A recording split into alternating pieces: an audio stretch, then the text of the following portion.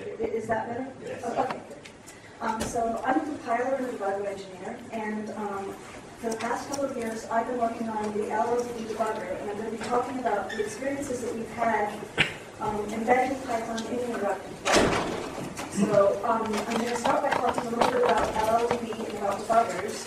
Then I'm going to describe how we put Python in LLDB, and I'm going to describe it both from the user experience and then some of the implementation details.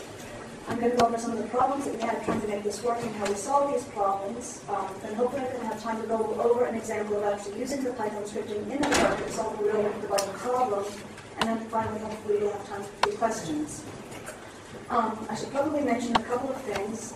I tend to talk very quickly, especially when I'm nervous. So if I start talking way too fast, raise your hands and I'll try to slow down. And the other thing is that I was a complete Python newbie when I started. I still feel like a Python newbie, so there are probably better ways of doing what we've done. And I'll be very happy to hear about that later on. But if you're wondering why did we do it that way, it's because I didn't know what I was doing when I started. All right? So, what is LLDB? LLDB is part of the LLVM project.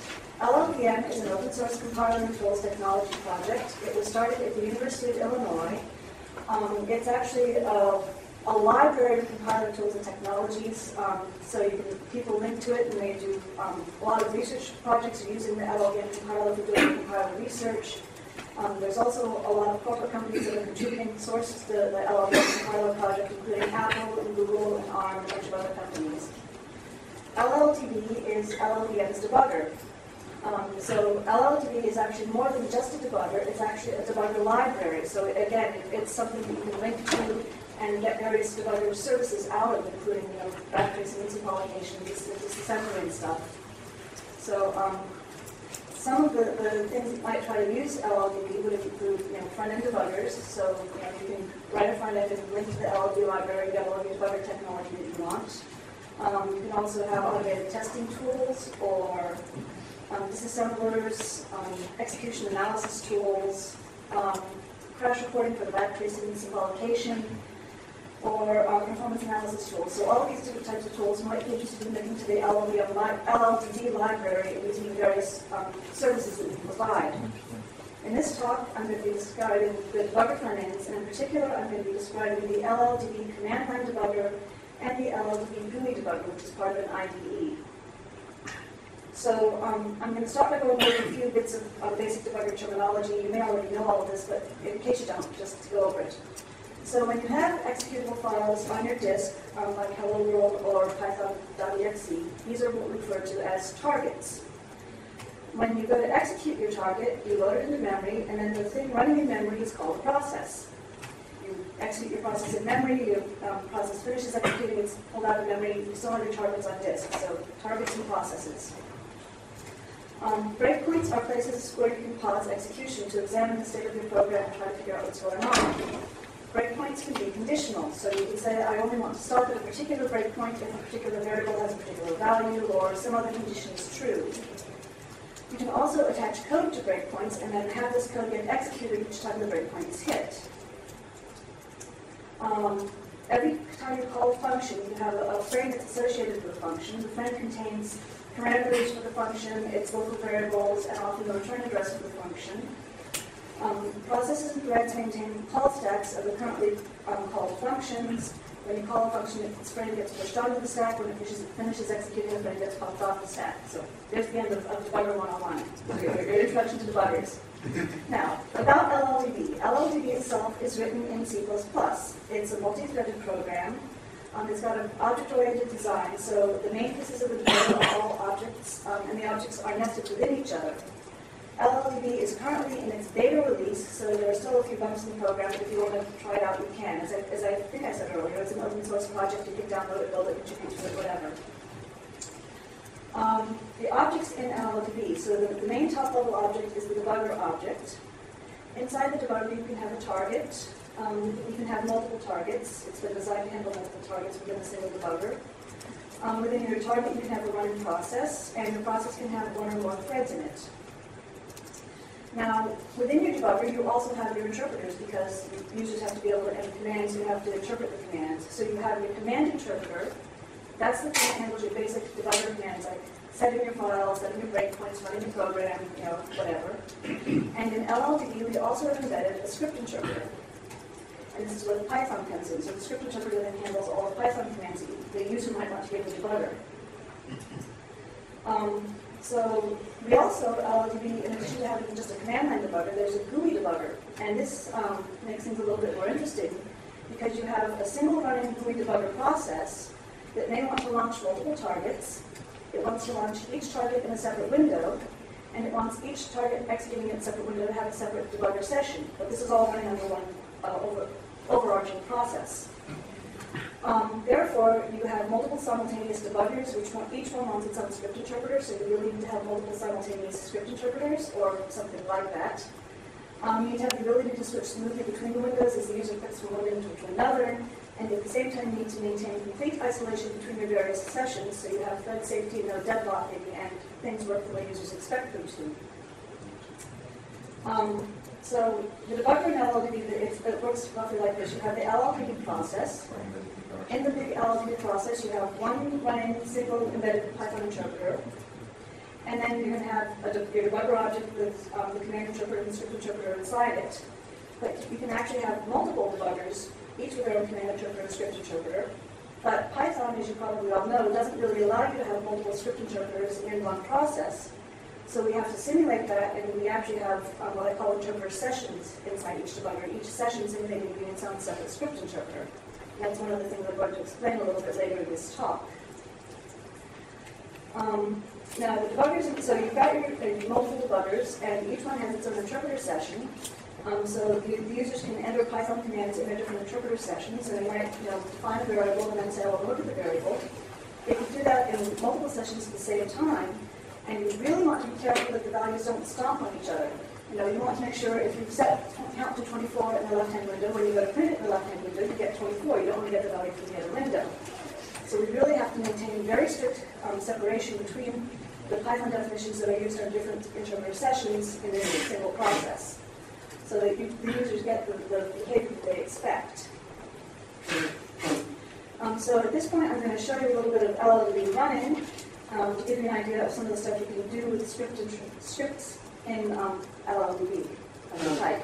So we'll start up LLDB, and I'll load hello world. This is a C program. Show you running. Not very interesting. I have another program. It counts to 10. Again, I can show it to you running. Not very interesting. I can set a breakpoint on the function that prints the numbers, if I could actually type.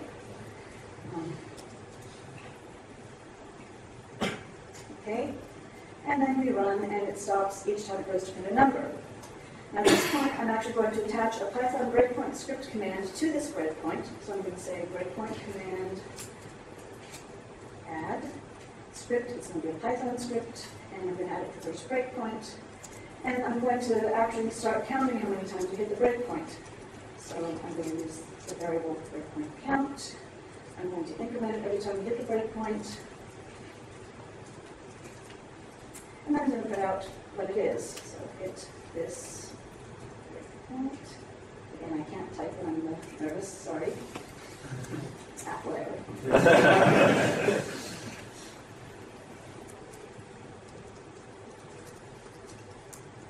Okay, so, and now we're done with our script. Great.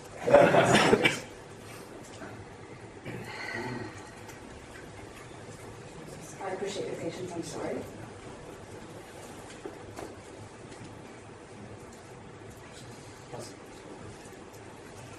We'll just print the breakpoint itself.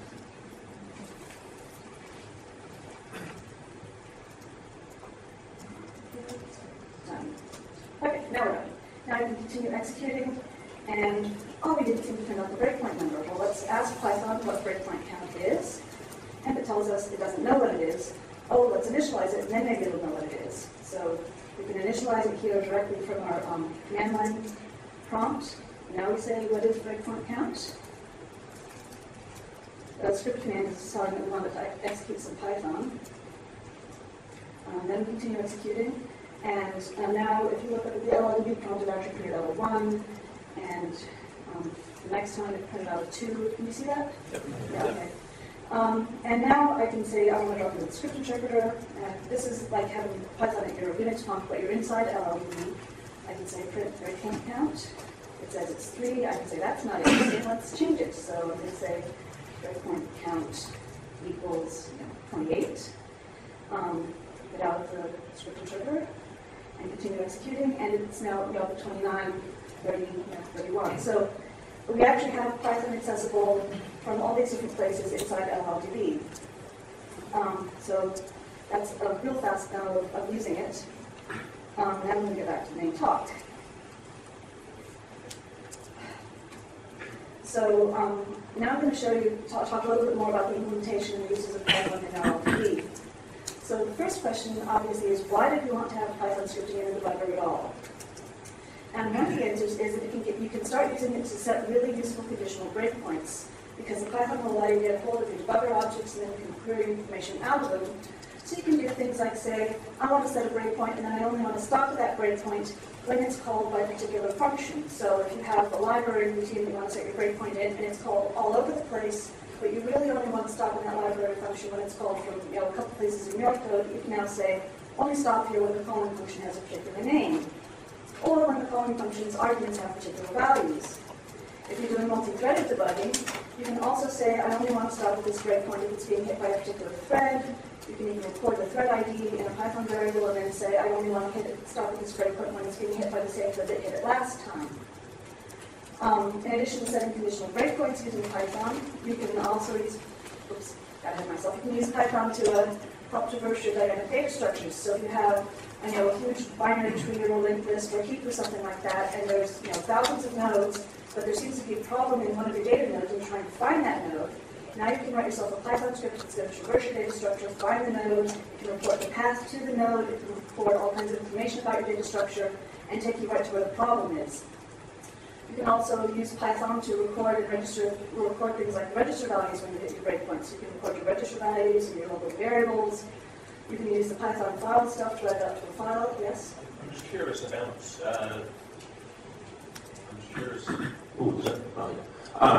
the support for programmatic things in the other Python debuggers, mainly the Python PDB, the original Python debugger, and maybe any extended ones. I haven't seen scripting before, so I'm really interested in this. Honestly, I don't know anything about the Python debuggers. I said at the beginning of the talk I'm a real Python newbie, right. I'm sorry.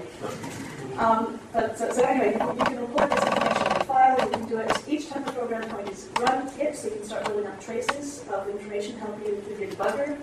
Your debugging, you can do this across multiple runs of the program, you can stop execution, go back and record it again.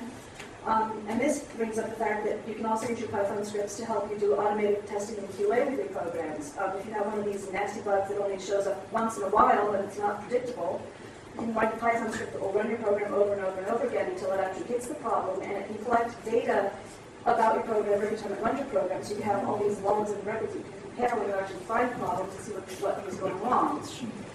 And so these are just some of the reasons why we thought it would be really nice to be able to have scripting inside a regular debugger. There are lots more ways that we can use this. It's just the tip of the iceberg.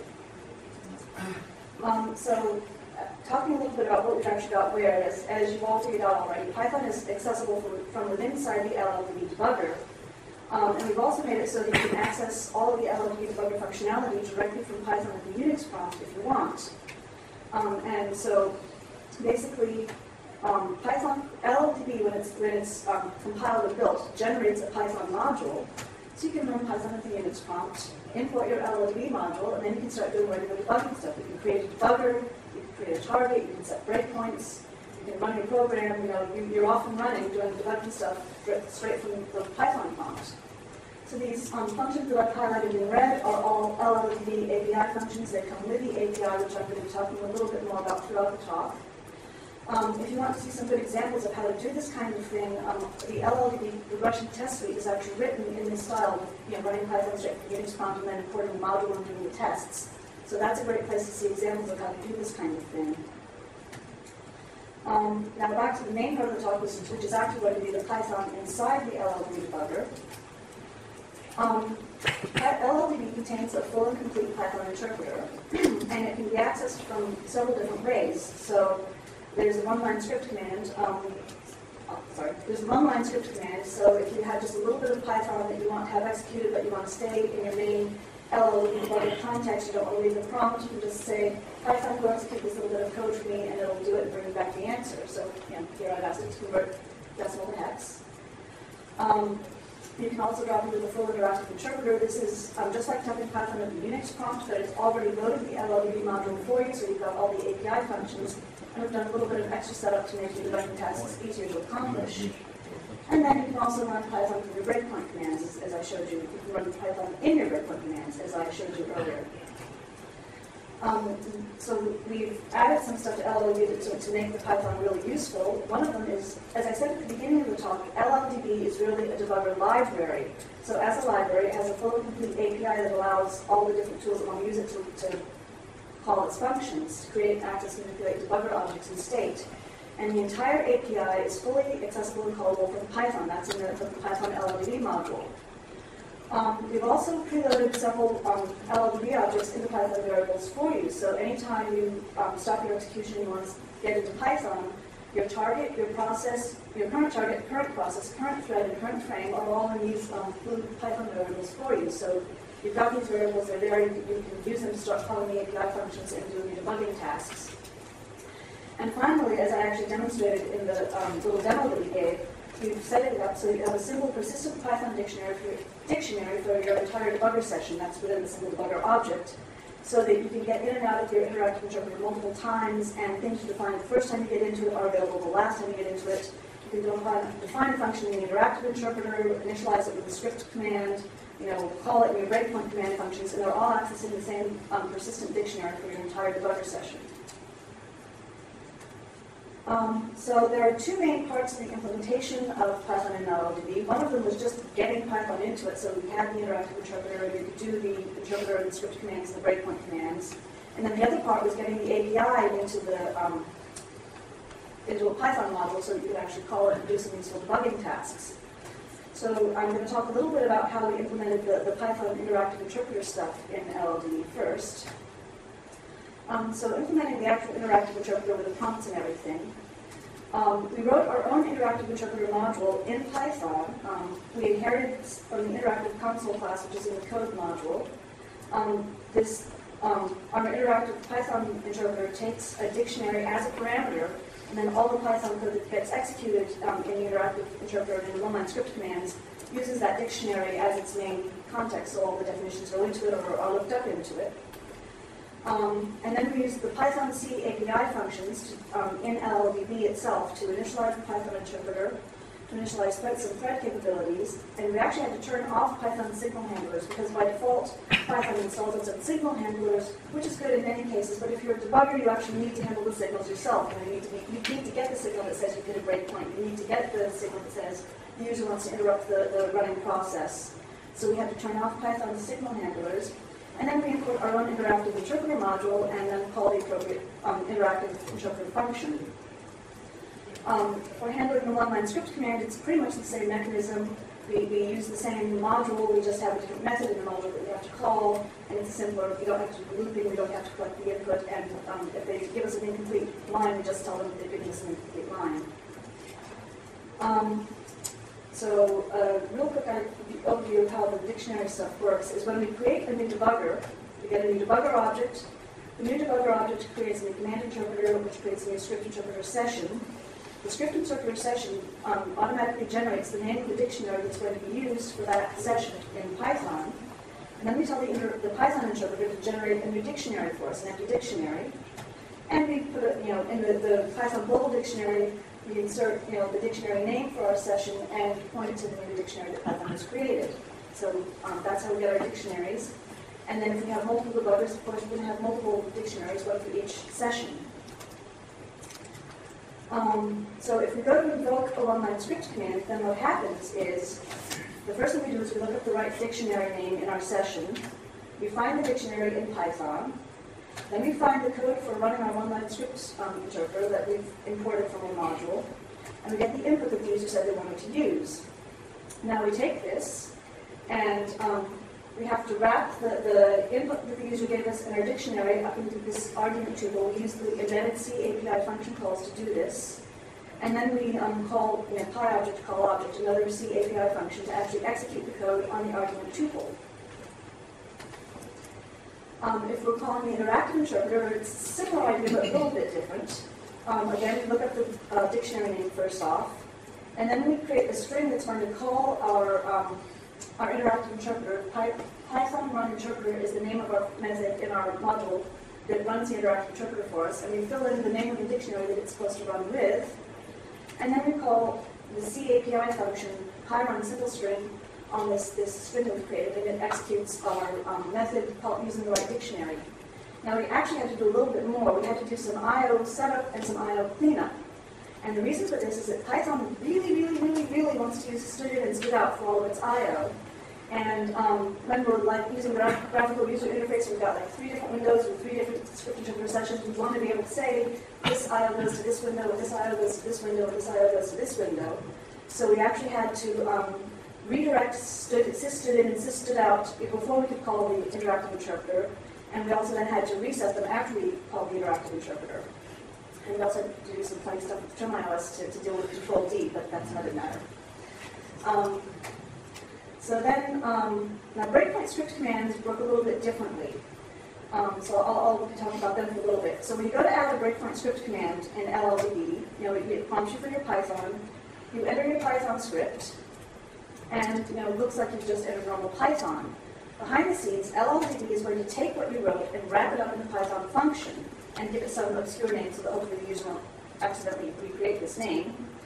And we also pass in 2 more of these Python variables that we load with LLDB objects. So in particular, you're going to get the frame and the breakpoint location object for wherever the breakpoint was hit. And then when the breakpoint is hit, LLDB loads those objects into Python variables and calls the Python function with them. Now this means there are 2 things you need to remember when you write a breakpoint script command in LLDB. One of them is that you actually are going to have returning the breakpoint location variables that you can use for calling API functions and doing stuff in your script if you want. And the other one is that in your script command, if you actually want to use any variable that was defined outside of the script, you have to remember to tell Python that it's global. Otherwise, Python is going to treat it as a local, and you're going to get unexpected behavior. Now there are 2 stages to the breakpoint script commands. There's a stage where you create the command, and then there's a stage where you execute the command. So when you go to create the breakpoint script command, first we collect the script text from the user, then we have to prepend the function definition line and indent all the code with an extra 4 spaces. And then we put all this into a big long text string with new lines in the appropriate places, and call the C API function to tell it to compile this string into a Python function for us. Once we've got the compiled function, we actually tell Python to evaluate it immediately. And what this does is if the user's given us a valid function definition, then it stuffs the function definition straight into the global dictionary immediately for us. And if it's not a valid function definition, then we know immediately that the user's done something wrong, and we can go right back to the user immediately and say, you've given us a bad script, we can't use this. But if they've given us a good script, then in addition to putting it in the dictionary, we also create the call for the function and attach that to the breakpoint. Now when the breakpoint gets hit and you actually want to call the function, again, we have to look up the dictionary in the script session. We find the dictionary in Python. Then we have to find the breakpoint function to call for the breakpoint. And then, then the next thing we have to do actually is we have to get our frame object and our breakpoint location object and stuff them into Python variables so that we can pass them to the function. We create an argument tuple with the frame, the breakpoint location, and the dictionary. And then, again, we use the C API function to call the code on the argument tuple. So that's kind of how we implemented the interactive interpreter and the breakpoint command scripts in LLDB. Now I'm going to talk very quickly about how we made the LLDB Python module. And it was really very easy. The one-word answer is we used Swig. So for those of you who don't know, Swig is a simplified wrapper and interface generator. It's an open source tool that parses C and C++ interfaces, and it generates a glue code that allows Python and other scripting languages to call into the C and C++ code. So we take our header files and our Swig input file, which tells Swig what header files to use and some type definitions and stuff. We pass it to Swig. Swig generates our C++ file with all the wrapper and glue code. And it also generates a put.py file to actually call the C++ stuff after we've compiled it. We also take our LLDB sources and the C++ file that Swig generated, run it through the compiler, and this gives us our LLDB shared object. And the shared object together with the py file is our module that we then can import into Python to access LLDB. So that's pretty much how we implemented Python in LLDB. Now I'm going to talk about some of the problems that we ran into and how we solved them. So there were three main problems I'm going to talk about. One of them was trying to pass pointers and C++ objects back and forth between Python and LLDB. Then how we maintained a single dictionary across the entire debugger session. And finally, how we dealt with the fact that we have multiple sessions with seemingly multiple script interpreters under a single embedded Python interpreter. So passing pointers and C++ objects to Python. The API operates on debugger objects, so it operates on targets and processes and threads and frames and stuff. And LLDB stores these things as objects, C++ objects, or pointers. Now, embedded Python only really passes scalar data types back and forth between C++ programs and Python. So we had a real problem trying to figure out how to get the LLDB objects over into Python so that the API could call them. So, to illustrate the problem, here we have a process object. The process class contains several methods, including getNumThreads, and we have our current processes running, so there's a pointer to this process object. And we're over in the script interpreter, and we want to be able to call getNumThreads. So what do? Well, if we try calling getNumThreads directly, Python says correctly that the name getNumThreads is not defined because it's not at the global level. It's a class method. So the next thing we might try doing is we say, well, let's tell Python it's in the LLDB module, it's in the SP process class, and it's a getNumThreads method. Again, Python complains, and in particular it says getNumThreads has to be called with a process instance. You can't call it as an unbound method.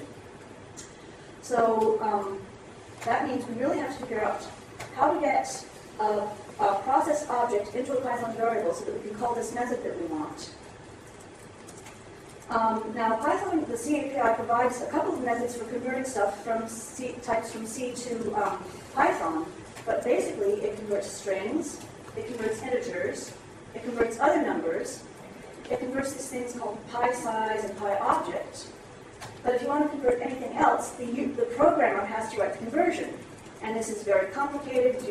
I've read the books on the types and the way you set it all up, and it's very ugly and not something that, as a newbie, we really wanted to try. It's very difficult. Very easy to make mistakes, and we didn't want to have to do this for all of the types that we have in LLDB because that's a vast number of types. So we thought about this for a while, and we came up with a few key insights. The first one is that integers are very easy to pass back and forth between C and Python. There are lots of different ways you can pass the integers back and forth. The second insight was that we have control over the API. We can write whatever API functions we want, and it's very easy once you have an object to get to another object. So if we have a target, we can get to a process. If we have a process, we can get to a frame. So the real problem is we just have to manage somehow to get a single object across into Python, and then we'll be off and running. So we decided to use a combination of API functions and integers to do just that. So we decided the single object we were going to focus on getting over there was the debugger object, because again, that's kind of the top level object, and from there you really can get to everything. And we started out, we decided to attach a unique integer to every debugger, basically give it an ID. Then we're going to pass the appropriate debugger ID to Python, so whenever you want to get into Python, we're going to set up this LLDB debugger unique ID object with the ID of whatever debugger is trying to access Python. And then we're going to create a static API function. So we added a new method to our debugger class, find debugger with ID. And the important part is that this is static. And because it's static, you don't have to have an object to call it. You can just call it directly. And so that's what we do. So when you type script in LLDB to get into the script interpreter, the first thing that it does is it actually goes and finds the debugger ID and sets the debugger ID variable correctly for you. Then you drop it in the script interpreter, and then I put it into the shorter variable because I don't have enough room on my screen. And then you can use the new find debugger with ID function to actually get your debugger object and put it into a Python variable. And now we're off and running. We have a debugger object. From there we can get a target. From the target we can get the process. From the process we can call getNumThreads, and it actually works. So we have succeeded, more or less. So the next problem that we had to face was using a single dictionary across the entire debugger session. And so there were two reasons why we really wanted to have this dictionary for the entire debugger session. One of them was the idea of having persistent and reusable definitions so that you could define something in one dropping into the interpreter session and then call it from the one-line script commands and have it callable from the breakpoint commands and not have the definitions disappear between each of the pieces. And the other idea, again, is, as I said, with the GUI, we had to have multiple script interpreter sessions, and so we really had to have a way of keeping independent and non-interfering definitions. So again, this is a reminder of the general setup and what it looks like. You probably already remember this. So with the interactive interpreter and the one-line script commands, it was pretty easy. As I said, we wrote our own interactive interpreter module that takes a dictionary as a parameter, and so then all of the interactive stuff is executed in terms of this dictionary. All the definitions go into the session dictionary, all the code is executed in the context of the session dictionary, and the dictionary, because it lives in the Python global dictionary, which persists across the entire debugger session, all the definitions automatically also live across the entire debugger session, no matter how many times you drop in and out of the interactive interpreter or the script interpreter or whatever. Now the breakpoint commands were a real problem. And the reason for that is there was no encapsulating one environment. We had no way of using the session dictionary as a global dictionary for the breakpoint commands. Because we had to wrap up the frame object and the breakpoint location object as parameters and pass them into the breakpoint command script function, we really didn't have the option of using the interactive interpreter code to execute it. So the breakpoint script functions actually are called from the global Python environment. Therefore, what we actually did was we decided to modify the global environment carefully. And this really works because of the way we set up the interactive interpreter and the script interpreter. The user has no way of really directly putting definitions into the global environment. So remember, if you enter this kind of script as your script command, LLDB will automatically create a Python definition for you with these parameters. It actually throws in a third parameter, which is the session dictionary for whichever debugger session is calling the breakpoint script command. It also adds some code before the user's code. It does some dictionary setup magic that I'm going to talk about. And it adds some code after the user's code. It does some dictionary cleanup magic. So the dictionary setup magic works like this. Going into the user's script, we have our global dictionary with its values, and we have our session dictionary with its values. So we make two lists recording what the keys are in both of the dictionaries. This means that before the user's code executes, we know what was supposed to be in each dictionary. Then we extend the global dictionary, and we actually copy all the definitions from the debugger session dictionary into the global dictionary. And then at this point, we're ready to execute the user's breakpoint script command in the context of the global dictionary. After the user's code executes, we have to do our cleanup. And the cleanup goes roughly like this, and not surprisingly. The first thing we do is we take all the values for the user's definitions and copy them back into the session dictionary. So in this case, a couple of things have changed. And so we move all the appropriate user definitions back into the debugger session dictionary. We pull them out of the global dictionary then. The keys themselves go away because those are actually local variables that we set up in the breakpoint script command. And so now we're happy, we're done. We've got all our dictionaries back the way they ought to be. The third problem that we had to solve was the fact that we had to simulate having multiple script interpreters while we really had one underlying script interpreter running in Python. So again, just as a reminder, I went over this before, the GUI needs to be able to launch multiple executables in separate windows, each with its own debugger session. So you need to be able to simulate having multiple script interpreters with dictionaries, switch between them, and keep the isolation between them complete, have thread safety, and no deadlocking. So one thing we looked at was using the C API function NEWINTERPRETER, but there were some problems with that. The first one is that it doesn't fully load and initialize modules into all the new interpreters. So this means we could load the LLDB module into the first interpreter and it would be fine, but we load the LLDB module into the second interpreter, it's not fully loaded, it's not fully initialized, it's not fully there, and same for the rest of them. According to the documentation, some extensions may not work properly. It does not fully isolate files in I/O, so you might end up doing something in one window and having the solution show up in another window. And finally, they can insert objects into each other's namespaces, so your dictionaries are not guaranteed to be isolated. So this approach was rejected. The next thing that we looked at was possibly relying on the GIL, the global interpreter lock. So the global interpreter lock, you get some functions that ensure your state and allow you to set it and release it and deal with threads. And it does serialize calls into the interpreter to prevent deadlocks. That's good. However, it could release the lock too soon. The guild decides, okay, this thing's had the lock for a little bit of time, I'm going to let it go and have something else have the lock. So if the user was in the script interpreter's, the interactive interpreter over in this window, and this window gets a breakpoint script command, the guild might suddenly decide, okay, you had the lock long enough, I'm going to let you have the lock. And the breakpoint script command can start executing while the user's still doing stuff in their, while the user's trying to do stuff in their interactive interpreter session, and it leads to problems. And again, it does not guarantee non-linear executing separate session dictionaries, so the guild seems to be insufficient for our purposes. So we decided we were going to have to write our own locking mechanism. So we used basically a combination of mutexes and predicates. Every session has its own input and output pseudo-terminals, again, because they have to write to the different windows, they have their own session dictionary, and they have a boolean indicating whether or not they're active. When a particular debugger thread indicates it wants to access Python, then we first say, does it have the Python lock? If it does not have the Python lock, we say, well, can you get the Python lock? If you can get the Python lock or you have the lock, then we do our setup, our context setups. We set up the dictionary, we set up the I/O, we set up the convenience variables, then we execute our Python and release the lock. If we did not get the lock, then we print the error message saying that you can't do that right now because the interpreter is locked in this window, you're using it in another window. And then, depending on what the user's trying to do, we either go back and try to get the lock again, or we just return and we leave it at that. And again, once you release the lock, you return. So this bit up here guarantees that we have thread safety and no deadlocking, because we've got one lock that only one thread at a time can get. And this bit down here guarantees that we have the correct dictionary and no early release, because once you get the lock, you actually go through and finish executing whatever you were going to execute before you let go of the lock. So how do we do? Well, we have seemingly multiple script interpreters and dictionaries. We have the ability to switch smoothly between them. We have complete isolation between our sessions and our session dictionaries. We have thread safety and no deadlocking. We do not have true concurrency. Python just does not allow that. So we are still serializing accesses to the single underlying script interpreter, and until somebody can convince Guido to change things, that's the way it's going to be, unfortunately.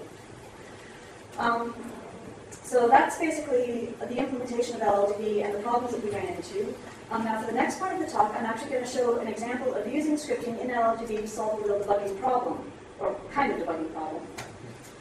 So for this example, we're going to have a C program that reads in an input text file and stores all the words in a binary search tree. And then the program can be asked, is the word in the tree, and it will say yes or no. Now, since this is a debugging talk, obviously there's a bug in the program, otherwise it wouldn't be very interesting. So we're reading into the play Romeo and Juliet, and we're looking for various words that should be in the play, and it's finding some of them, but the word Romeo, which I'm dead sure is somewhere in that play, is not being found. So there are several reasons why it might not be found. One of them is that the word never got inserted into the dictionary. Another possible reason is that it got inserted, but it's in a tree in some unexpected location, so the binary search algorithm just isn't finding it. So the first thing we need to figure out is the word in our tree or not? Well, if it were a tiny tree, we could look at all the nodes by hand and try to find the word. But of course, Romeo and Juliet has thousands and thousands of words. The tree's going to be enormous. Trying to look for it by hand is just not practical. Luckily, we can write a Python script to do this for us, and that's exactly what we're going to do. So the plan is that we're going to write a recursive depth-first search function in Python. We're going to stick it in this tree noodles file because you don't want to write long things at the interactive prompt or you make typing mistakes. We're going to attach to our running program using the LLDB debugger, then drop it into our interactive interpreter and call the depth-first search function on the binary search tree. The depth-first search function, if it finds the word, it's actually going to return a string representing the path from the root of the tree to the node where it found it. So this is roughly what the depth-first search function looks like. It takes 3 parameters. The first one is actually going to be our binary search tree, or node in our tree, because it's a recursive function. The second one is the word that we're searching for, and the third one is a string representing the path from the root of the tree to our current node. Now, these functions in red are all part of the LLDB API. Those are all functions. So the first bit of code up there at the top is actually just getting the fields out of the node and putting them into Python variables. And then setting a view statement, that's the main body of the depth-first search function. I assume you probably know depth-first search, so you just say, have you found the word no? Should we go left? Go left. Should we go right? Go right. Standard depth-first search. So seeing what it looks like actually when we use it, we attach to our running program, we drop into our interactive script interpreter, and we import the file that contains our depth-first search function. And now we have to take our binary search tree and put it into a Python variable so that we can pass it to the depth first search function. So here we're actually using one of those convenience variables that I talked about at the beginning of the talk. Remember I said that Python LLDB preloads certain Python variables with bits of your state that you're going to need to target the process and frame the thread. So we're going to use our frame. We're going to ask the frame to find a variable using the API function, and the variable we're going to look for is the one called dictionary because that's the name of our binary search tree. So it's going to find the variable named dictionary in our current frame, and it's going to put it into the Python variable named root. Then we initialize our current path to the empty string because we're starting with the root itself, and we call a depth first search function. We're going to pass in the binary search tree, the string Romeo, and our current path string, and if it finds the node, it's going to return the string of the path to the node in the Python variable named path. So then we print path to see what it is, and sure enough, it found our node, and the path to the node is left, left, right, right, left. So we're halfway there. We know that the node is in the tree. We found it. The next question is, why didn't our search algorithm find it? And how are we going to figure out where the problem is? Well, the answer is we're going to use breakpoint script commands. So the idea goes like this. We know this is where our word is, and we know that a binary search algorithm has two decision points, the point where it decides to go right and the point where it decides to go left. So we're going to set breakpoints at each of these decision points and attach a breakpoint script command to each decision point. The breakpoint script command is going to compare the decision with what the path says it should do at that point. As long as the decision agrees with the path, we're just going to keep executing. But as soon as the decision differs from what the path says we should do, we're going to stop executing and say we found the problem. So this is what the breakpoint script command looks like with the decision to go right. And again, remember, LLDB wraps it up in a function, passes in the frame and the breakpoint location for you. So we're going to use a global path variable that was returned by the depth first search function. So this tells us the path that we should be looking at. We're going to compare the decision to go right with what the front of the path says. If the path agrees with the decision, then we're going to strip the first character off the path and resume execution. We resume execution by first using the frame variable that we know is there. LLDB gives this to us in our breakpoint commands.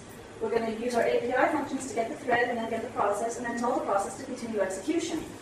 So from the user's point of view, if the path agrees with the decision, then we don't even see this breakpoint, it just keeps executing. But if the decision disagrees with the path, then we're going to stay stopped at this breakpoint, and we're going to put out an error message for the user saying we found the problem. So looking at this in execution, we attach a breakpoint command at the decision to go right. We've already seen what that looks like. We attach the breakpoint command at the decision to go left, it looks just like the one to go right, except it says left. And then we continue executing. It executes for a little while, and then it stops and prints out this error message. So we actually seem to have found the problem. So now let's look at the tree and see what we've got. So at the current node, the word is dramatis. The word we're searching for is still Romeo, that's good. Now, the tree is sorted alphabetically, and Romeo is greater than dramatis alphabetically, so Romeo should be to the right of dramatis. And it says we were trying to go right, but the path says we should go left. That seems a little bit odd, so we're going to ask Python again, print us the path from the current node to the word Romeo that you found. It says the path is left, left, right, right, left, and for those of you who are observant, you will notice that this means we actually have a problem with the very first node of our tree, because the path hasn't changed yet. So we say, okay, let's find out what we actually have, left, left, right, right, left from here. And we look at that, and it's the word Romeo.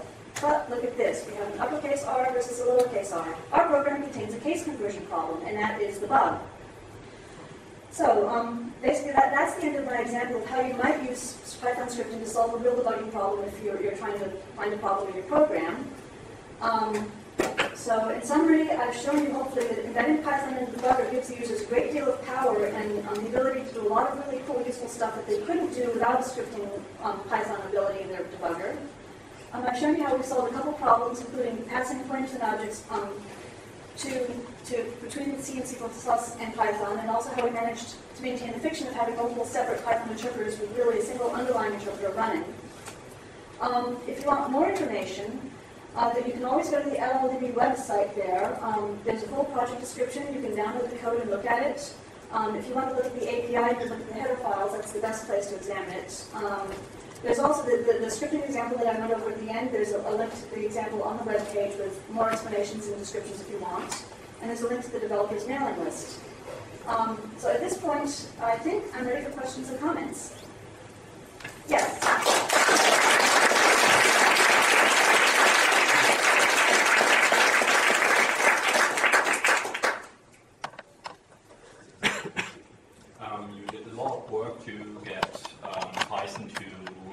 fulfill your requirements. So besides getting the nice food here and this nice conference, why did you pick Python? Why did you not pick, for example, JavaScript, Lua, or Pickle? Something that can do multiple interpreters, thread safeness, all that things. Well, a couple of reasons. One of them is when we first started, we didn't realize that the multiple script interpreters was one of the requirements, and so we were doing this thing in Python. Python's an easy-to-use language, easy to learn. A lot of people use Python, so we thought Python would be a good thing for a lot of programmers to be able to do their scripting in. And then we were told, oh, and by the way, you've got to make it work with these multiple sessions. And we said, lovely. Now what do we do? So that's kind of the short answer. So requirements gathering was not perfect. Yes. Exactly.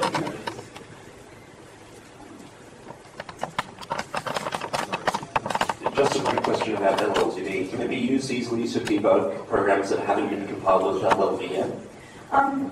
It should work on any compiled program, yeah. It needs the dwarf debug information to work well, sure.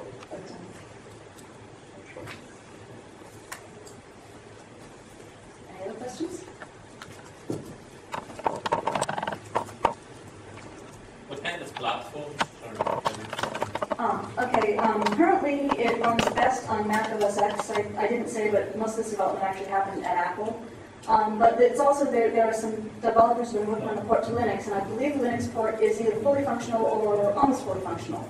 So at Linux and Mac OS X now, and we'd like to get it on Windows and some others, but that's what we've got at the moment.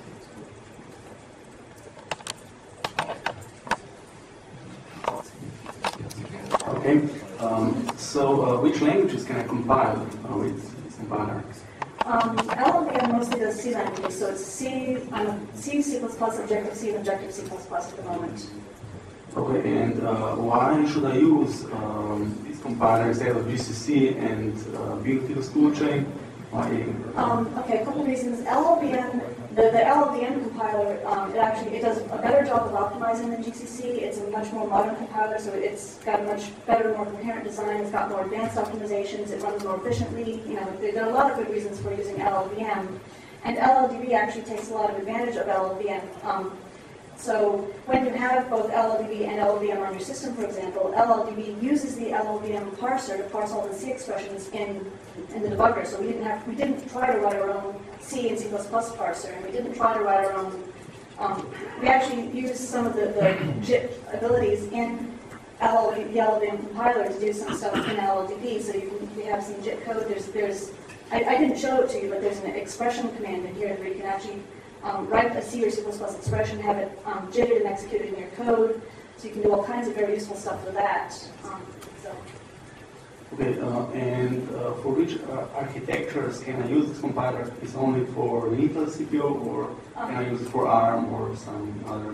Oh, that definitely works for ARM and Intel, and I'm not sure of all, I'm less sure of the backends that the compiler works for. I've been working largely on the debugger side, but I believe it works across a wide variety of backends. I go to the website and check, I'm sorry. But it works on an awful lot of backends. So LLVM has been around a lot longer than LLDB, and so it's a much more mature product. As I said, LLDB is still in the beta release version. So. Okay, thanks.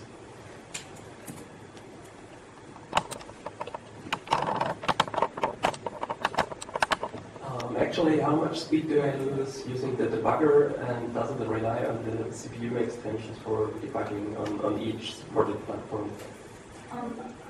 I'm not sure I understand what you mean by losing speed. Compared if I did not attach to the process, how much slower does it actually get when checking for breakpoints? You can't really compare running the program in a debugger versus running the program without using the debugger, because the debugger stops the program, and so you've got it's stopped. So but on a function where I actually have no breakpoints, you shouldn't have any slowdown at all then. okay. Does LLDB contain any support for debugging interpreter programs? Not at the moment, unfortunately.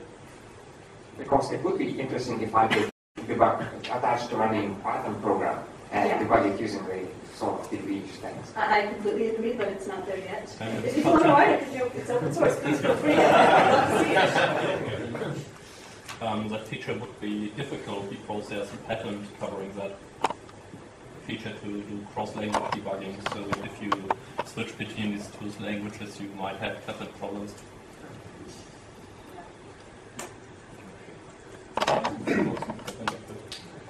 Did you consider using anything else than the Swig? No, we weren't really aware of anything besides Swig at the time. We were newbies and did what we could figure out. No.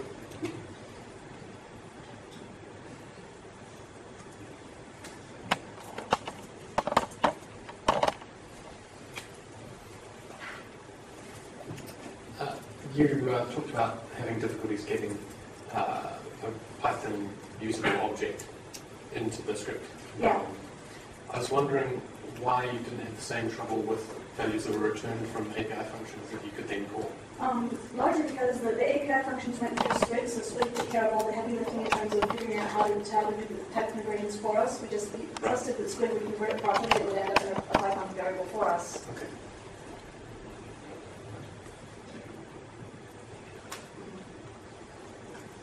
Just one more question. Did you compare this compiler to the English compiler and the C compiler, and what is the difference of speed? I'm sure the comparisons have been done, and I don't know the answers. I'm sorry. Okay. Again, if you're really interested, you can look it up on the web. I'm sure it's there. Yeah, I will.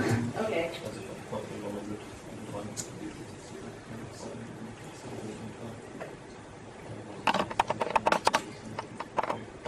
No more questions? Okay, so thank you.